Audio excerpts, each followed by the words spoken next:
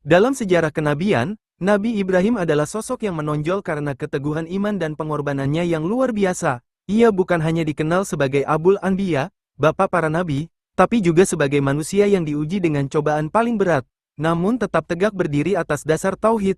Ketakwaan Nabi Ibrahim diabadikan dalam Al-Quran Surat An-Nisa ayat 125.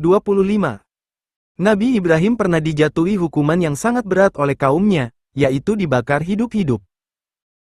Pada waktu itu kaum penyembah berhala tidak terima ketika Nabi Ibrahim menghancurkan patung-patung mereka dan menyebut sesembahan mereka tidak berguna. Nabi Ibrahim ditangkap, diadili secara sepihak, lalu dijatuhi hukuman paling sadis, dibakar hidup-hidup.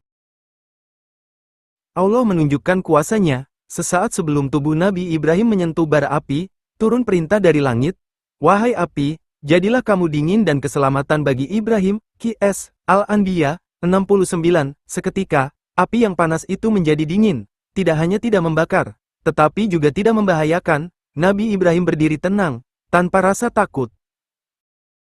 Untuk menguatkan dakwahnya dan membuktikan kebenaran risalah yang dibawa, Allah menganugerahkan beberapa mukjizat luar biasa kepada Nabi Ibrahim.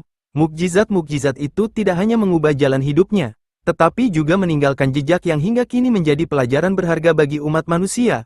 Mukjizat-mukjizat lainnya seperti menghidupkan kembali burung yang sudah mati. Pada waktu itu, Nabi Ibrahim memohon kepada Allah, bukan karena ragu, tapi karena ingin hatinya lebih mantap dalam keyakinan. "Ya Tuhanku, perlihatkanlah kepadaku bagaimana Engkau menghidupkan orang-orang mati." Qs. Al-Baqarah 260.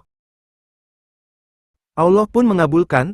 Ia memerintahkan Nabi Ibrahim untuk mengambil 4 ekor burung, menyembelih, mencincangnya, lalu mencampur semua bagiannya. Setelah itu, bagian tubuh burung itu diletakkan di 4 bukit yang berbeda. Ibrahim pun dipersilakan memanggilnya. Dan sesuatu yang mustahil pun terjadi. Dari segala penjuru, bulu, tulang, kepala, dan daging-daging itu terbang dan menyatu kembali. 4 burung itu hidup lagi, terbang menuju Nabi Ibrahim. Selain itu Nabi Ibrahim juga diberi kemampuan luar biasa untuk memahami hakikat langit dan bumi. Seperti yang dijelaskan dalam surat Al-An'am ayat 75. Yang artinya, "Dan demikianlah kami perlihatkan kepada Ibrahim tanda-tanda keagungan kami, yang terdapat di langit dan di bumi, agar dia termasuk orang-orang yang yakin." Para ahli tafsir menjelaskan bahwa Nabi Ibrahim diberi kemampuan luar biasa untuk memahami hakikat langit dan bumi, dan menyaksikan tanda-tanda kebesaran Allah yang tidak bisa dilihat oleh mata biasa, dari langit yang luas hingga bumi yang subur, dari gerakan bintang hingga rotasi planet. Semua itu menjadi saksi kebesaran Allah yang membuat Ibrahim makin kukuh dalam keyakinan. Nabi Ibrahim diberi keturunan ketika usianya menginjak hampir seabad. Ia masih belum dikaruniai keturunan. Namun ia terus berdoa. Ia tidak putus harap. Ia yakin bahwa tidak ada yang mustahil bagi Allah. Dan akhirnya, datanglah kabar gembira. Allah mengutus malaikat untuk menyampaikan bahwa istrinya, Sarah, akan melahirkan seorang anak, yaitu Ishak, dan dari keturunan Ishak kelak akan lahir nabi-nabi. Dalam waktu yang hampir bersamaan, dari istrinya yang lain, Hajar, lahirlah Ismail, anak yang kelak menjadi leluhur bangsa Arab dan menjadi bagian penting dari sejarah kenabian Muhammad SAW. Ismail adalah anak yang disayangi Nabi Ibrahim.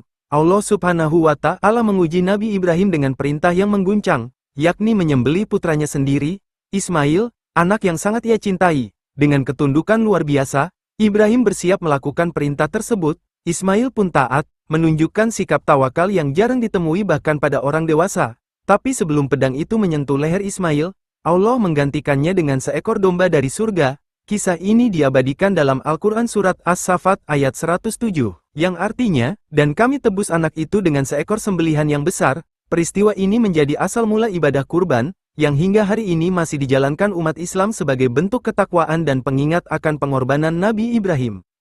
Terima kasih telah menyaksikan video kisah Nabi Ibrahim alaihi salam. Masih banyak kisah tentang Nabi Ibrahim. Tonton juga cerita kisah Nabi Ibrahim yang lainnya seperti membangun Ka'bah bersama anaknya Ismail. Semoga dari kisah-kisah ini, kita dapat mengambil pelajaran untuk selalu sabar, ikhlas, dan yakin pada setiap ujian yang Allah berikan.